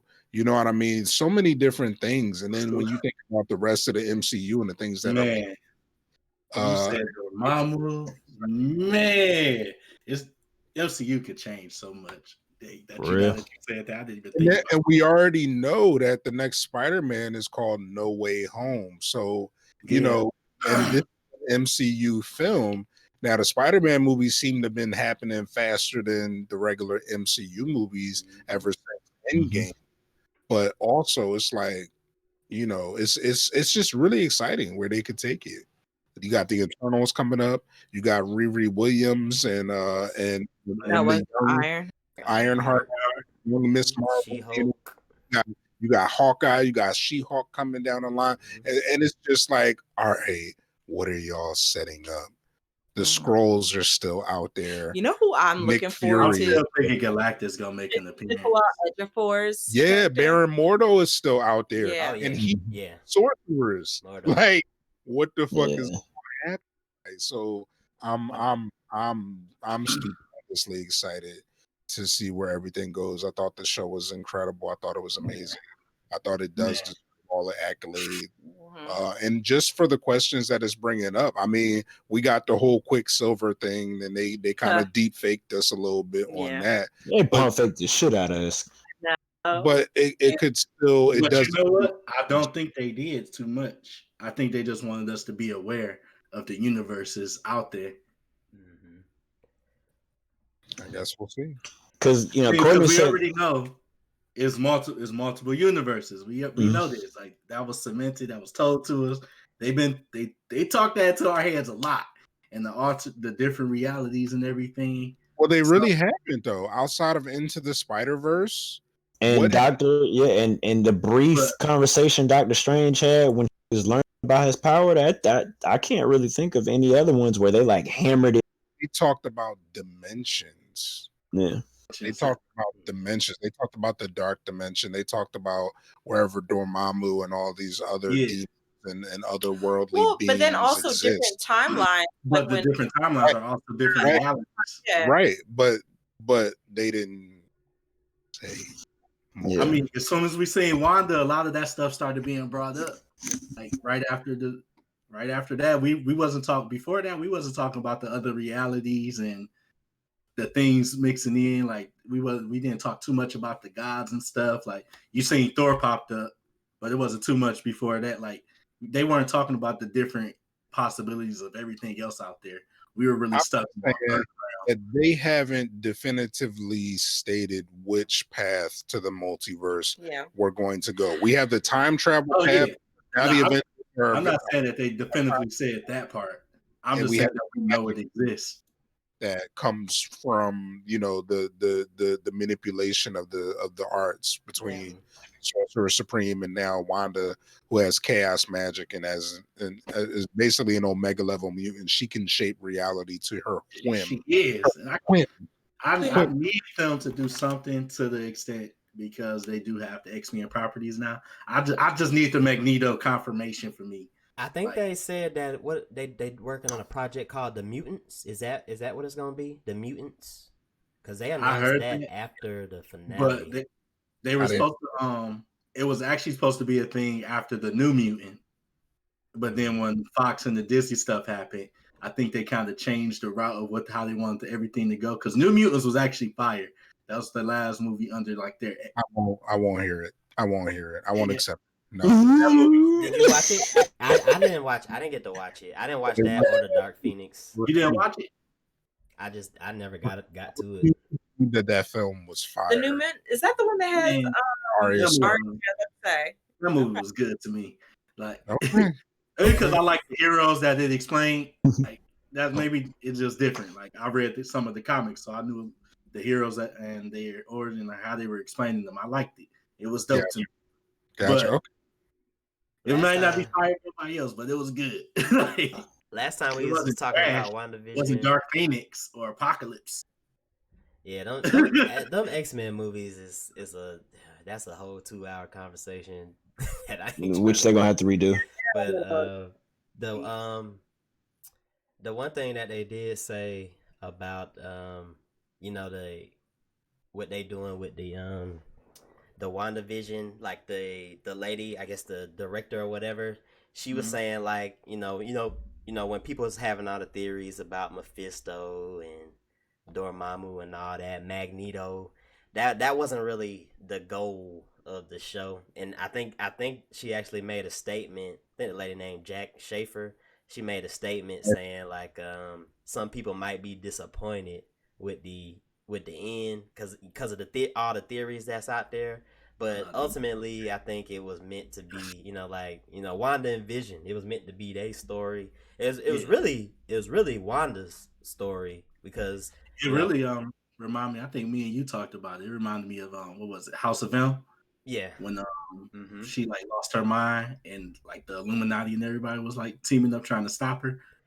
So it's really like we got this instead of a Scarlet Witch movie, which normally they would have just gave her own movie or something like that to explain like the trials with the stone and her powers and origin. They kind of touched on like a lot of stuff, and it's crazy how much stuff they touched on, because I started thinking about it more this week, and it's like they really hit a lot of stuff that they wouldn't have been able to do in a movie. Absolutely.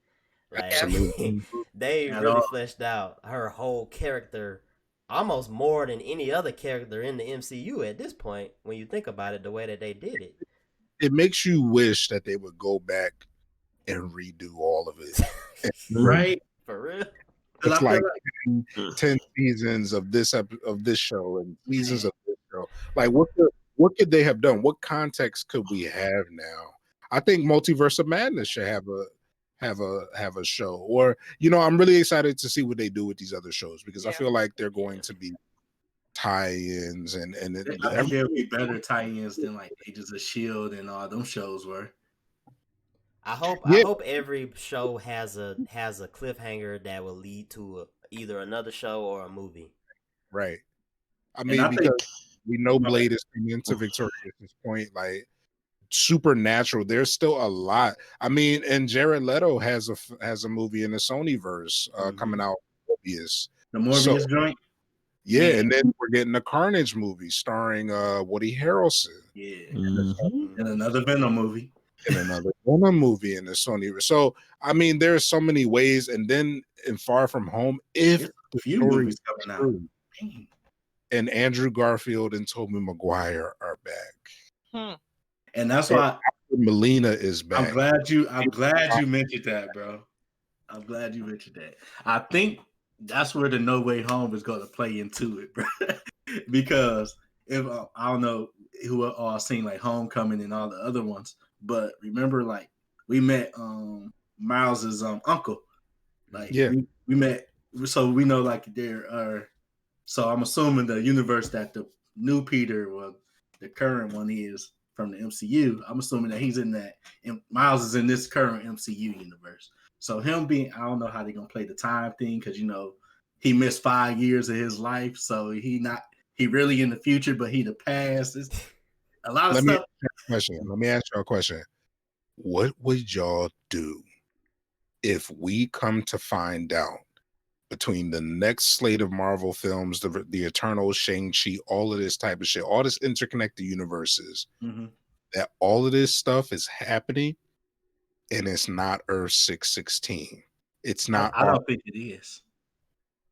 Because wouldn't that be a great way to introduce mutants, by bringing these characters that we've already known and established, the Earth 718 Tony Stark, the Earth 718 Thor, all of these different characters from another universe get brought into Earth 616, where mutants have existed the whole time. And I was thinking that same thing. Me and C actually talking about after the last episode of WandaVision. Yeah. So last time we went on, like you mentioned, Okame, how the Spider-Man movies, they have been using the Spider-Man movies to advance the MCU.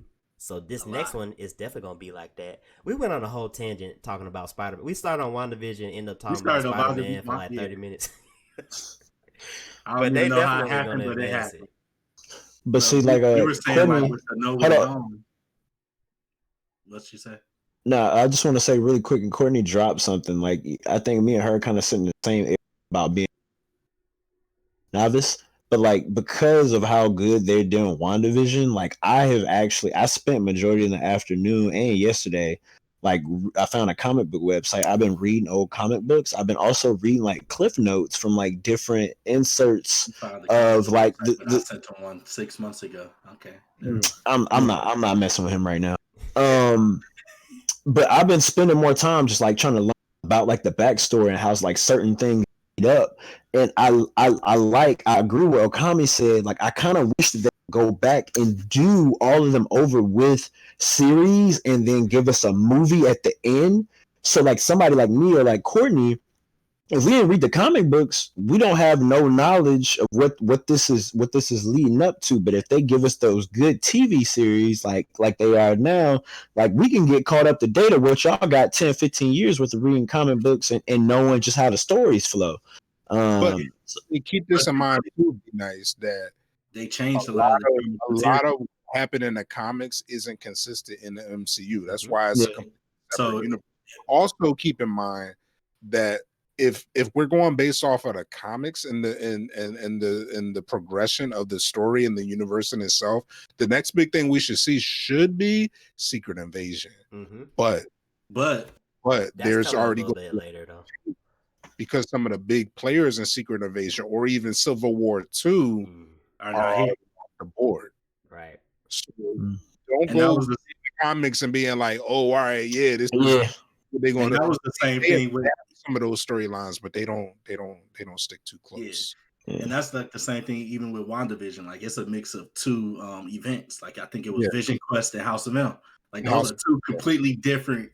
And they couldn't do either one properly. You can't do it because them literally about Illuminati and the universe and the Illuminati and the mutants and like half the Illuminati dead. Like they're not even here. We can't even say, hey, we can't. And they never even mentioned the Illuminati in the MCU. Yeah, so it's like they had a lot of the stuff. I think it's more so for context clues, more so than actually basing it off of what they had. Because if you from like a lot of Marvel stuff, they'll retell the story in a second. Like, oh, this is another Earth, this is a new origin. This is what we're doing now. Like That's just what they do. So I take this as a whole another separate comic event, like, but it's in cinema. So that's how I'm looking at the MCU now. Like, it's the Marvel comics, but we're getting our whole like a new reiteration of everything. Like, you got a new you get your same little kind of origin stories, but a lot of stuff has changed completely because Illuminati is Black Panther, Tony Stark, Dr. Reed, Professor X, Reed Richards. Yeah. So it's like it's like a lot of stuff wasn't introduced yet to even introduce Illuminati. So how are we gonna tell this story? We got like, Thor now. They're future proofing the MCU to be able to cast people, to start storylines, because let's keep it 100. Namor was all but name dropped between the events of Black Panther and Endgame. He was all but name dropped. Only thing fighting Atlantis. This Atlantean, all the like, all right, so what's shit going on? Oh, okay, cool. So Namor, right? Okay, all right, got you. And then that's coming, and that's the actual 10 rings right there. Like that shit crosses over quite often, and the whole bullshit we got with Iron Man 2 or 3 or whichever one it was, where the Mandarin was this fake ass old Ben Kingsley. No, the Mandarin is a fucking problem. The Mandarin single-handedly ruined Tony Stark's life. Bam. Tony was not seen for years. That's why so many people were upset at that Iron Man 3 was so trash. Mandarin and what he can do. The Mandarin, anytime you see the Mandarin in the comics, bro, he's fucking shit up. He's basically Dr. Doom. Somebody's dying. I'm gonna say that somebody's dying. Whether it's Tony or somebody else he related to, like the Mandarin is a problem. That's it's so many ways that they can. It's a lot. Also, too, there's an elephant in the room. They said they're not gonna recast Black Panther. I'm interested to see how they're going to try to spin this moving forward too. His sister was Black Panther. Yeah. His brother, which there are tons of ways. But they mentioned the name of his brother at the end of which was it? I think they ended up calling his brother. They made him Bucky. The code name was it White Tiger or something like that. But that was like White Wolf. White Wolf. Yeah, that's the name of T'Challa's brother. But that's actually like half brother. So I was like, oh dang, they gonna introduce his brother. Then you find out it was Bucky, and so it's like they can really still play a lot of things into the story that comes from the actual base content and try to spin it. Like he can have a long lost brother that's gonna come in and take over. They really could just bring back Killmonger for real. Say, I know a lot honestly, because he could actually see him die. So all he did was fall over. He could have fainted, blacked out.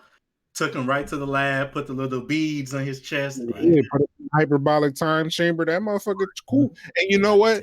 There are in-universe methods to explain his change of heart as well. Because, let's say they want to do something partially realistic and say off screen there was a catastrophic event. T'Challa was sick.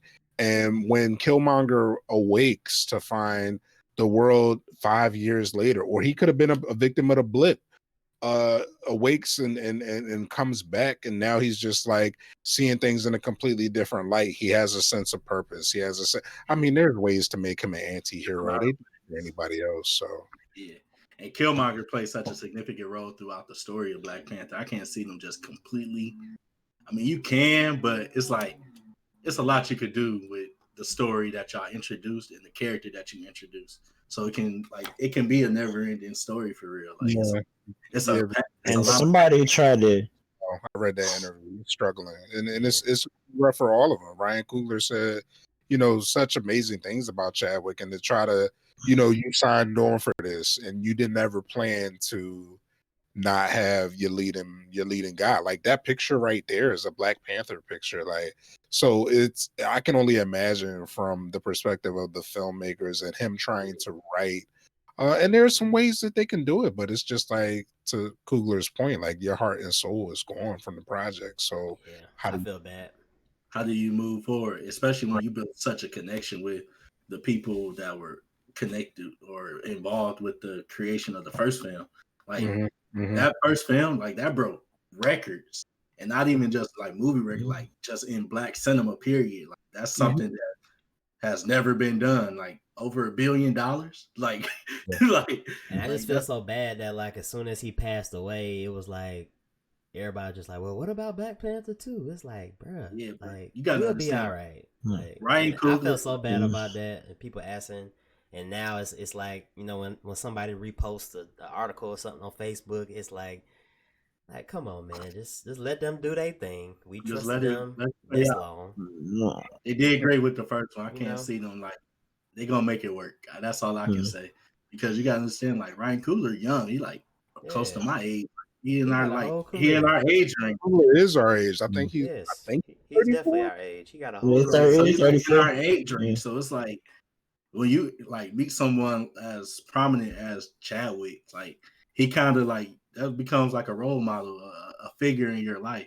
And the amount of time that they spent together just filming Black Panther, the things you learn from them, and things that you went through even during the filming, and that you can call on him at any time. And like that's the crazy thing too. Like he was dealing with this for years and nobody knew. Like so it's like it wasn't no like split second type of thing. No, this is like a battle.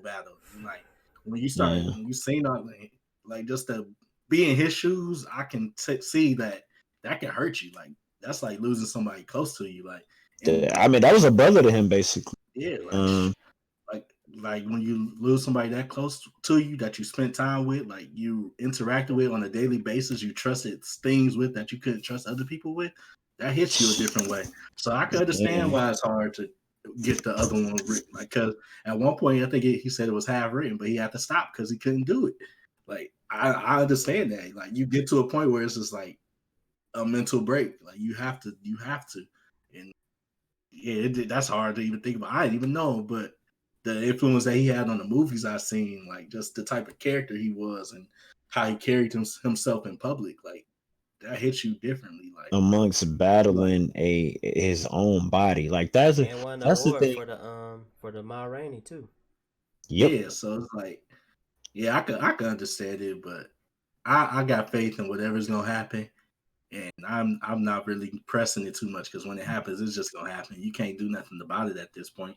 So it's like just got to accept what's coming. Like everybody got to play the hands that they dealt. And I think the multiverse of madness and the way they alter reality and stuff is going to help a lot because now you can play it into the story. So you don't really need too much going on in the story to try to make an excuse to what happened. And not saying that you need to make an excuse for what happened, but at the same time, it's like the movie's still going to be a movie regardless because that's what they have planned. Now you just have to figure out how to play it. That's facts. Yeah, I got faith that they'll pull it together. Yeah. But yeah, people got to be understanding that it's this situation is not gonna be easy. And yeah, I definitely feel bad for Ryan that they got to deal with that. But I do got faith because Ryan Coogler, I don't think he got a L on his record yet. If maybe I ain't seen all his movies, but he been dropping. I ain't seen one. Some straight heat ever since Provell Station. He been rocking. Everything he done touched has been solid gold. Creed was gold. Yeah. But last question I got for everybody for the night before we get ready to wrap is just like what's an upcoming movie that it's not out yet that you're looking forward to checking out, whether it's undated or coming soon. What y'all feeling this year? We can start with you, Outlaw. Only movie I wanted to see was I ain't really seen too many movies that's about to come out, honestly. But I wanted to see the Ray and the Last Dragon, I think, the Disney joint. Yeah. I want to see that. That shit look fire. I like the animation for sure. And I don't have the little Disney premiere, so whenever it drop on Disney Plus, I'll watch it. But that's probably that's where we at. That's probably straight up. I'll be right here waiting on it. If it has to be like something closer, it's probably Kong versus Godzilla. Yes, sir. Yes, sir. But we talked about that for a good minute. Me and she was an avid Godzilla. Like the first two Godzilla movies, man. Ain't winning no probably- awards, but I'll be there watching it day one. Giant monsters fighting. Sign me Probably, up. I'm gonna watch it. Sign me up. Yeah, I Am Victorious said Black Widow and Mortal Kombat was also Mortal Kombat. two that I'm excited about, and I'll also mention Black Widow and Suicide Squad, and then Shang-Chi, simply because I did not know a whole lot about Shang-Chi, so I'm super excited to see it. Shang-Chi lit. Mhm. Look into him. Yes, sure. sir. Oh, commies, what about y'all? Yes, sir. And when you look into him, I'm gonna have a question for you: Shang-Chi or Iron Fist? I mean, off of his show, I'll take Shang-Chi. Just Man, that straight up. listen. Netflix has done a lot of things right, but they definitely did that show wrong. I was just like, So much to be desired. I was going. I think they just did that just to have it out there, just so they can. They lost it. the casting. Just to do the Defenders. Yeah, Justice League is next week. Yep, Snyder Justice League coming March 18.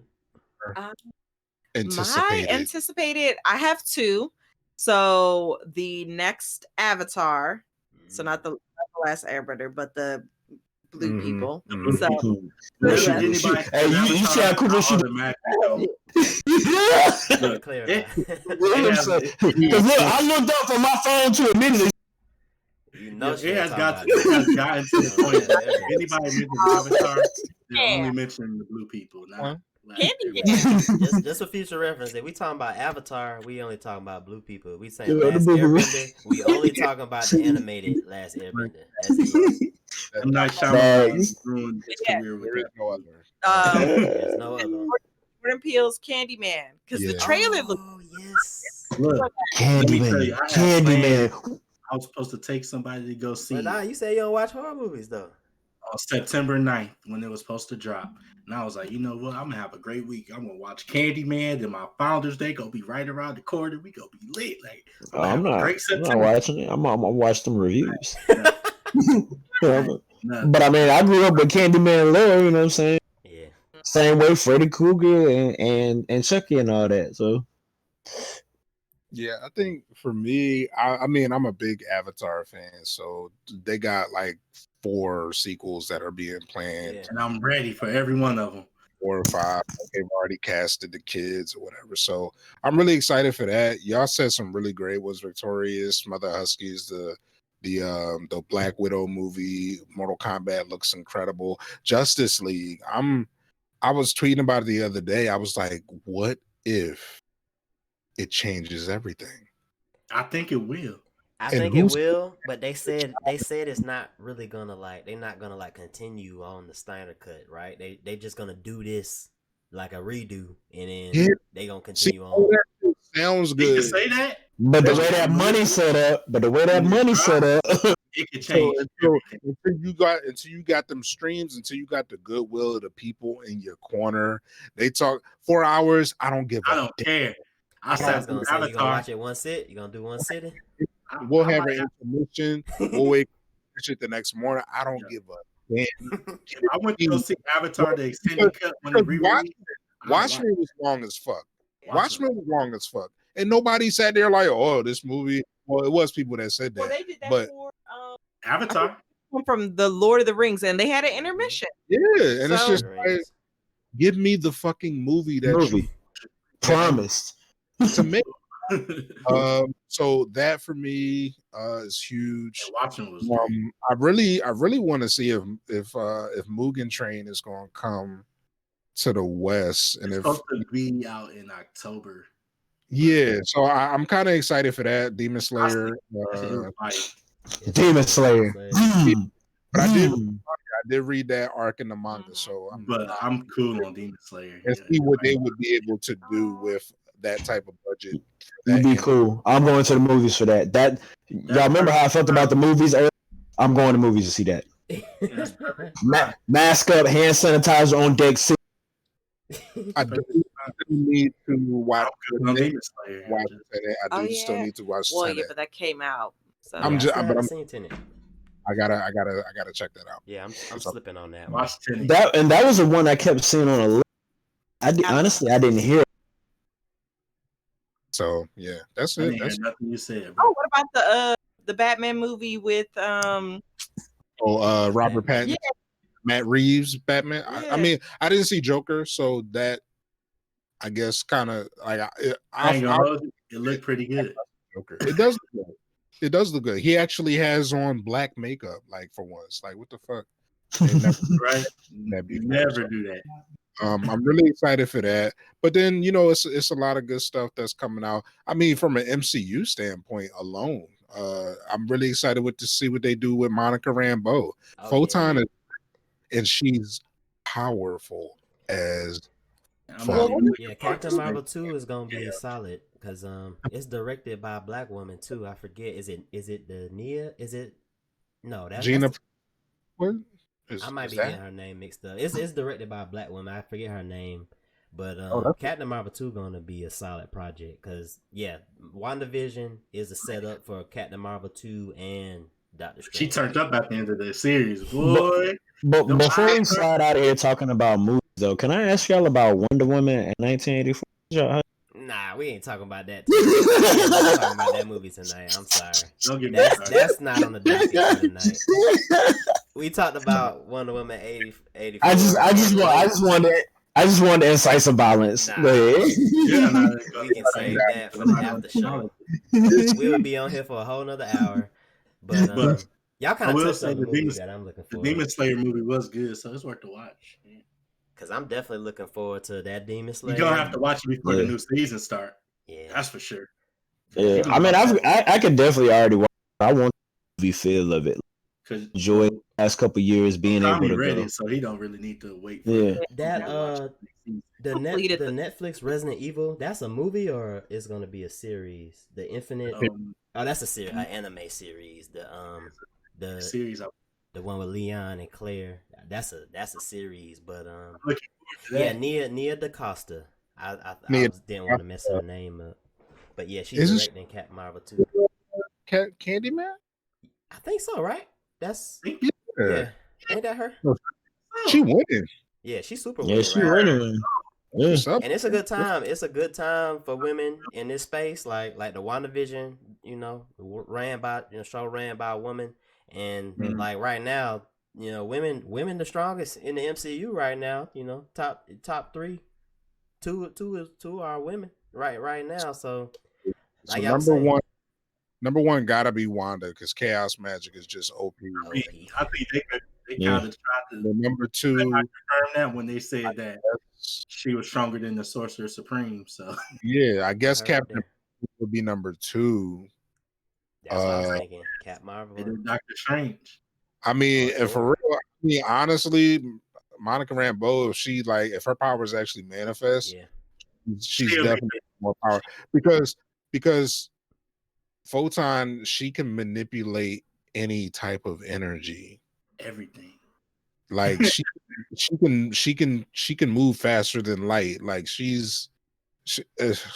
go Anything about on YouTube, go on Comics Explained, and then type in Comics Explained, Yes, sir. Monica Rambeau, and just let them wow you with stories of her OPness. actually what I actually got into Comics Explained when I was learning about House of M and the House of X and stuff. And I was like, "Yep, let me watch this." I sat there. Yeah. For Be nice. Don't read them comics. Just go to Comics Explained and watch. That's watch it. I was about to give a quick shout out to Okami because there have been things that I've been like, when I'm in his Discord hanging out, he'll drop a YouTube link, man. You are the king of like YouTube links when you need something. Because I feel like Okami kind of travels on the same path. He'll be like, "Hey, B, look, check this out." I remember when I got lost on Attack on Titan. He was like, "Hey, check this out. This will catch you up to speed." But see, I'm not. Sometimes when I hear things, like it'll go in one ear and out the other. I'm kinesthetic and I'm visual, so I have to see it or be able to do it with my hands. So like me being able to sit and watch a video versus sometimes having an intangible conversation does it for me a little bit better. Yeah, I love the thing I do on YouTube 90% of the time is video essays. I love video essays. and people that can inform you and bring up different sides of the argument. Like Just Right had an amazing video essay on how Attack on Titan is really kind of like propaganda for neo-nationalism in Japan. And that shit was incredibly well written, and it made me think, like, damn, like, yo, why do Titans look like Jewish people, bro? Wow. You gonna have to drop that link in Discord. I got so I think historically there's a big thing about Japanese, anime and certain anime relying heavily on, you know, the access versus the allied powers, like Evil. Yep, Saga of Tanya the Evil. Which That's is an amazing legitimately anime, by the way. she is in a world where she is part of like the Nazis, for lack of a better term, or Full Metal Alchemist Brotherhood. Like, you got these people following the Fuhrer while he's basically committing genocide, you know? Like, so There's violence, yeah. But in Full Metal Alchemist, it wasn't as blatant as it seems to be in Attack on Titan. Like that just really brought in the. I think it was. Into my thought why you like it. Drop the link. I'm gonna drop the link. I'm telling you. I feel like Full Metal was super. He didn't have an open mind. No, he said I don't think it was as blatant as Titanfall. Not Titanfall. Attack on Titan. we know that's your favorite game. I was thinking from an image favorite game. Thank you very much. As far as the blatant. No, I think it's very blatant when you're looking at about the themes, uniforms, but the when you're looking Ishvalans at don't the look setup. Jewish. Okay, but we're still talking about there is this group of people who are going and they're committing genocide against another group of people that look entirely different. Now the Ishvalans may look more. They had black skin and red eyes. Ishvalans? But what I'm saying, I'm gonna drop the link, and maybe next time we can come back and have a discussion based off. I don't like Attack on Titan no more because. All right, I know why, Outlaw, but basically he's saying, like, you know, the Marlians are holding these people in literal internment camps within their country, and there's one type of people who can transform and do these different things, and it was so well done. And I get what you're saying. I can see that correlation because from knowing what I know about the series, especially because there's only one chapter left that drops tonight. Not too far from here. I haven't read the most recent chapter that just came out. I think the last chapter drops April 9th, I want to say. Yeah. So I need to read the recent chapter, but I'm pretty much the most recent chapter it ended the series for real. Like the last chapter is just gonna be the last chapter is basically just gonna be like, you know, the wrap up. And speaking of wrapping it up, C-Dog. Yes, sir. Yeah, we've been going strong, and I just, want to thank y'all for, being available to, have this chat. I know we've been talking about it for a long time, and yeah, we should definitely try to get together, do it again one day. Hopefully, later on down the line when more of this MCU stuff that we talked about came out. But y'all got anything y'all want to leave the people with tonight? Any closing remarks? King, Queen. Love yourselves, love each other. Tell somebody you love them today, and then tell somebody else you love them today. I would like to sign off with my favorite podcast, The Friend Zone. Asante likes to say, "Stay black and protect your magic." So I'll leave you with that. Hey, I like that. Love that. Love that. For real. We love All right, everybody. We're gonna cut it short for the people on the VOD. But I appreciate everybody for rocking with us, and we're gonna catch y'all on the next one. For sure.